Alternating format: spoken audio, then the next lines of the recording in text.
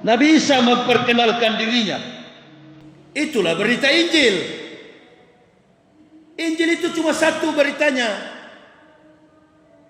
bahwa di kemudian hari, hai orang Yahudi, min ba'dismuh Ahmad, akan datang seorang rasul yang bernama Ahmad, Nabi kita Muhammad sallallahu alaihi wasallam. Hanya Nabi Isa, tidak ada nabi lain. Al-Quran itu nggak boleh dihapus. Nah, di saat Anda mengatakan Isa adalah Yesus, orang kafir akan tagih. Coba kamu lihat dalam Quran surah As-Saff. Isa yang mengatakan Nabi Muhammad akan datang. Jadi kita sama. Islam Kristen sama. Tidak ada sama. Kafir dengan mukmin beda. Al-Quran menegaskan, laqad kafara allazina qalu innallaha masih ibnu Maryam. Saya pernah bikin seorang profesor di UIN Jakarta, nggak bisa bicara. Dia bilang Pak Yahya punya ceramah ini terlalu radikal, terlalu keras. Bapak mesti tahu, dia bilang, bahwa Nabi Isa itu menyampaikan akan datang Nabi Muhammad. Oh ya, saya akui itu. Jadi orang Kristen dan Islam ini sama. Ibarat orang pergi ke Jakarta, ada yang naik pesawat, ada yang naik kapal laut.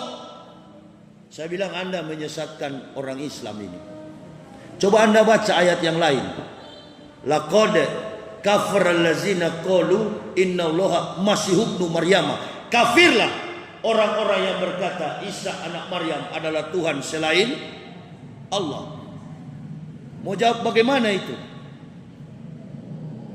Orang-orang mana yang mengatakan Isa anak Maryam adalah Tuhan selain Allah? Orang Kristen.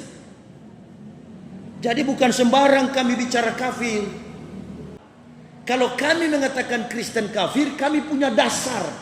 Dasarnya dari mana? Al-Quran. Itu. Ya saya bilang bahaya. Maka saya ajarkan umat di Indonesia ini, jangan menyinggung nama Yesus. Yesus itu Tuhan Kristen. Lakum dinukum waliyadin. Tapi Nabi Isa adalah Nabi kita. Kitabnya diturunkan pada malam ke-18 Ramadan. Diterima oleh Nabi Isa alaihissalam. Makanya kalau kita lihat perjalanan Isra wal Mi'raj, ketika Nabi Muhammad diangkat menuju Sidratul Muntaha, maka di langit yang keempat inilah dia berjumpa dengan Isa dan Yahya. Di langit yang keempat, langit pertama jumpa Soleh, langit kedua jumpa Idris, langit ketiga jumpa Adam, langit keempat bertemu Yahya dan Isa. Di langit yang keempat, bukan disalib, diangkat, diraihkan oleh Allah. Kalau Nabi Isa mati, kuburnya di mana? Dia diciptakan tanpa melalui proses biologis. Jadi berita Injil yang betul itu adalah menyampaikan tentang kedatangan Nabi Muhammad sallallahu alaihi wasallam. Itu Injil. Penelitian itulah yang mendasari kami untuk lebih dekat kepada Islam. Jadi antum tidak boleh mengakui Isa itu Yesus. Nah, baru saudara-saudara sadar bahwa betapa mulianya agama Islam. Berangsur-angsurnya firman Allah itu diturunkan, mulai dari Suhuf Ibrahim, Taurat Musa, Zabur Daud, Injil Isa, sampai kepada penyempurnaan semua kitab ini, namanya Al-Furqan, pembeda antara hak dan batil. Sadar manusia, hudalin nasi, bagi seluruh umat manusia, bukan hanya kepada kita umat Islam, kepada seluruh umat manusia. Makanya Al-Quran ini bebas dibaca, diterjemah, ditranslate ke dalam seluruh bahasa di dunia.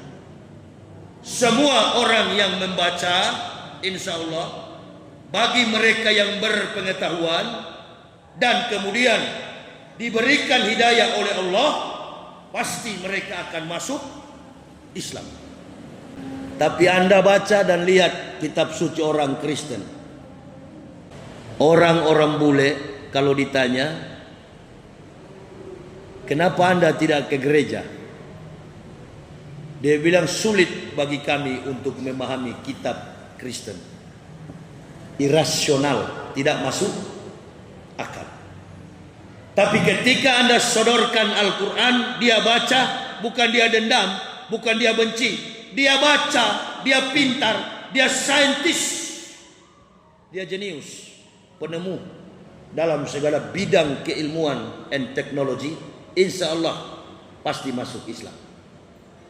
Makanya perkembangan Islam itu bukan di Indonesia. Perkembangan Islam itu terjadi di benua Amerika dan benua Eropa. Kebanyakan yang masuk Islam orang-orang cerdas, orang-orang pintar.